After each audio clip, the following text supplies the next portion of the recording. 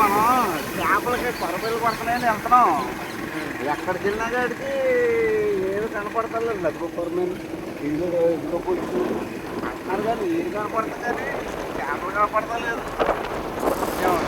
చాలా దూరం వెళ్తున్నాం కానీ పని అవుతలేదు. ఎందుకంటే మనం దేనికి నోసుకోలేదరా బాబు.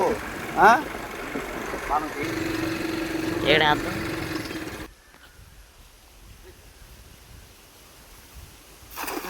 ఎక్కడ అడ్డది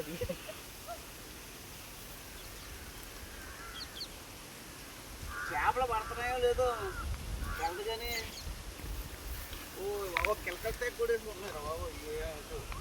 ఒక్క చేప కూడా పడలేదురా బాబు. రకాలు పడ్డాయి. చూపించారు చూపించు చేపలు చూపించరా. పొండు కప్పలు ఉన్నాయి. ఇవి పొండు కప్పులు దేని చేపలు ఉన్నాయి. పొండు కప్పులు పొండు కప్పులు వదిలేసారు అక్కడ తెలుసు.